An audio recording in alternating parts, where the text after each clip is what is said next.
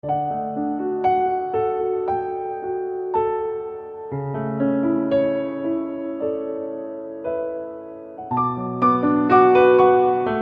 selamat sore. Jumpa lagi dengan saya, Pendeta Deborah Dumasi Sianipar dari CBM Channel atau Christ Bride Ministry Jakarta, Indonesia.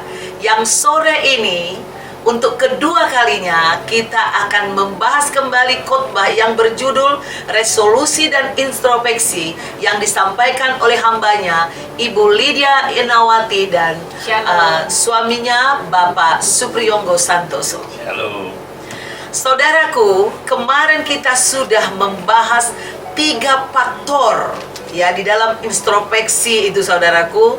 Ada penghambat yang membuat kita tidak mencapai hasil. Lalu setelah kita introspeksi, apa resolusinya? Nah, ini dia saudaraku yang akan dibahas kembali supaya kita ke depan memiliki hasil di tahun 2021 sini. Ibu Lydia, tidak ada pekerjaan yang dikerjakan orang tanpa menginginkan hasil. Orang berladang pasti ingin menuai hasil ladang. Amin.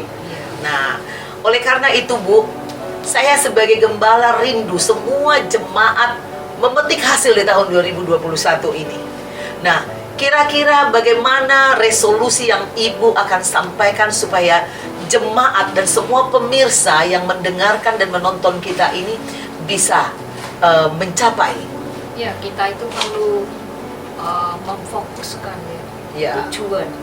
Fokus kepada tujuan, gitu ya. Nah, ini contohnya yang setiap hari ya, ibu-ibu ya, dan biasa itu terjadi ya.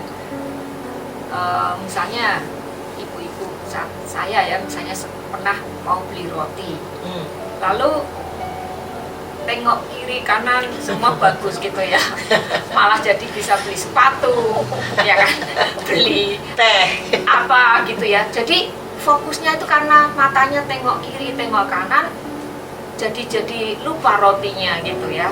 Nah, ini bagian ibu-ibu, sehingga seringkali menyebabkan kita itu jadi gagal yang mau tujuan utama apa gitu. Tujuan utama terlupakan, terabaikan ya. Ini kalau ibu, kalau bapak bagaimana? Gimana Pak Fri? Kira-kira resolusi yang Bapak mau tawarkan kepada jemaat, Bapak sebagai pengusaha, hamba Tuhan, tentu sudah terbiasa ya di dalam berusaha itu. Apa yang Bapak lakukan supaya menghasilkan? Biasanya dalam membuat resolusi, saya tuh akan melihat apa yang akan saya peroleh setelah resolusi itu tercapai. Kalau misalkan resolusi itu tercapai dalam 1 tahun, saya akan mendapatkan hasil yang membuat saya bersuka cita, yang bisa saya banggakan. Berarti apakah itu maksudnya sama dengan tujuan, Pak? Ya, kita harus punya tujuan, tapi tujuan itu bukan tujuan yang menurut orang lain, tapi kita juga satu hati, memang kita juga ingin mencapai mengukur tujuan. sukacita dan kemampuan ya. Betul. Iya, oke. Terus Pak, gimana kira-kira Bapak menetapkan tujuan, Pak? Nah, Membuat plan. menentukan tujuan itu terus terang kan kita tahu tadi, kita setelah introspeksi apa yang dapat dan tidak dapat kita lakukan, kita tentukan. Misalkan kita ingin dari penghasilan orang marketing lah, tahun ini cuma dapat 25, dia ingin dapat lebih, tentukan misalkan 100 ya. Nah, kalau kita menentukan itu, pasti kita akan mencapai itu. Seharusnya kalau kita hanya targetnya 100, kita akan mengejar begitu sampai 100, kita akan kayak orang udah sampai finish sudah lepas tangan ya kan.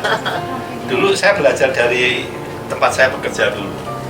Waktu saya bekerja di perusahaan multinasional, itu memang semacam tradisi atau memang sudah semacam ini ya, SOP lah. Iya, SOP. Kalau si bos itu akan menentukan target itu, misalkan dia mengendaki marketing saya tadi dapat 100, dia akan bilang ke saya, dia ditargetkan sama bosnya, oke, kamu harus dapat 100. Dia punya 4 orang, Ya. Dia nggak memberi tiap orang 25, tapi memberi orang mungkin 100 atau 75. Jadi kalau yang satu itu bisa dapat 75, yang saya nggak berhasil, targetnya sendiri akan terpenuhi. Gitu. Dan itu begitu. Dan saya juga begitu, kalau saya diberikan target 100, saya akan ngeset diri saya di 200. Jadi akan saya kejar supaya saya lebih dari yang ditargetkan. Seperti istilahnya kita memaksimalkan potensi kita. Pak, ngomong-ngomong soal memaksimalkan potensi ya, di Matius 5 ayat 41, mungkin Ibu Lydia bisa bacakan itu, Matius 5 ayat 41. Dan siapapun yang memaksa engkau berjalan sejauh 1 mil, berjalanlah bersama dia sejauh 2 mil. Nah, ternyata Tuhan Yesus sendiri pun sebenarnya di dalam mengajarkan soal pencapaian tujuan ya, di dalam kasih, di dalam perbuatan, memang seperti yang Bapak katakan tadi. Jadi di dalam membuat planning, kalau kita memang mau mencapai 100, kita tidak boleh mengatakan 100, tapi 200, sehingga orang betul-betul akan memaksimalkan potensi. Begitu ya Pak ya. Nah, bagaimana yang Ibu ketahui tentang orang yang memiliki sifat seperti ini? Ya, orang lain juga untung bisa mencapai 50 kok. Kenapa sih kita harus 100? Itu apa istilahnya ya Pak ya? Yang orang rata-rata itu Pak. Mediocre ya. Nah, bagaimana? Mediocre ini ternyata bisa dibilang jadi dosa juga ya Pak ya. Karena apa? Ini bisa bermalas-malas, tidak ada gairah. Dan kalau kita tidak ada planning yang mantap gitu, kita bisa bermalas-malas sebenarnya, tidak memaksimalkan potensi. Nah, seperti yang Bapak tadi bilang, kalau memang orang memiliki 5 talenta, nah di dalam pekerjaan kan orang nggak tahu ini 5 talentanya ini satu sama lain. Disamaratakan aja, pokoknya lu harus mencapai ya target 100 atau 200 itu tadi. Nah, bagaimana pendapat Bapak tentang mediocre ini? Ya, itu tadi seperti tadi firman Matius 5 yang 41 tadi. Itu saya mempunyai contoh yang mungkin cukup relevan ya. Iya. Dulu waktu kuliah itu saya kuliah sambil kerja. Jadi saya bekerja di perusahaan Morgan.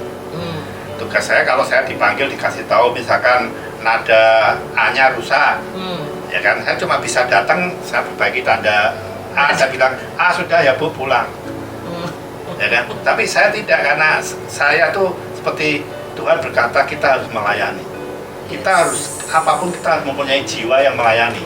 Jadi seperti kalau kita diminta berjalan 1 mil, 1 kilometer, kita mengantar dia 1,5 kilometer. Nah, itu sama. Waktu itu kejadian, kalau saya sudah perbaikin, saya cek semua dari semua nada, mungkin suara trombon, suara gitar, saya cek ada fals nggak. Jadi saya bersihin, saya buka semua, saya bersihin, sehingga orang itu happy sekali, merasa puas, dan pasti juga akan memberi tips yang besar. Betul. Selain tips juga dia akan lain kali kalau merekomen ke orang lain. Wow. Jadi dari situ akhirnya saya bisa hidup, karena banyak orang yang memilih saya daripada orang lain, karena tiap kali walaupun saya misalkan nggak bisa main lagu, saya belajar 1-2 lagu yang saat itu terkenal lah. Begitu selesai saya coba, jadi seolah organnya itu sudah tune up betul gitu. Jadi orangnya wah, ini yang merasa puas lah, walaupun mungkin sama aja hasilnya. Berbahagia banget customer dan bos yang memiliki karyawan seperti Bapak. Seperti itulah Tuhan kita, saudaraku. Tuhan menghendaki kita terus mengembangkan talenta kita, memaksimalkan potensi kita. Kita tidak boleh bermalas-malas, berdiam diri, dan juga merasa puas dengan pencapaian rata-rata orang. Karena si A hanya bisa menghasilkan 100, belum tentu kamu hanya bisa 100. Mungkin kamu bisa 200, mungkin bisa 300. Itu loh maksudnya, saudaraku. Jadi kalau kita disuruh berjalan tadi memaksa kita berjalan sejauh 1 mil, berjalanlah 2 mil. Nah, saudaraku, jangan menjadi orang Kristen yang mediocre, yang rata-rata. Tapi jadilah orang Kristen yang memiliki tujuan yang mantap. Dan maksimalkan potensimu untuk mencapai tujuan ini. Tuhan pasti memberikan kekuatan dan keberhasilan. Sampai jumpa acara besok, ketiga kalinya kita. 3 kali dalam seminggu kita akan membahas khotbah setiap hari Minggu. Jika saudara terberkati, saudara bisa tonton ulang lagi di YouTube saudara, ketik Christ Bride Ministry, khotbah yang berjudul Resolusi dan Introspeksi pada hari Minggu tanggal 10 kemarin. Tuhan Yesus berkati. Shalom. Berkati. God bless you.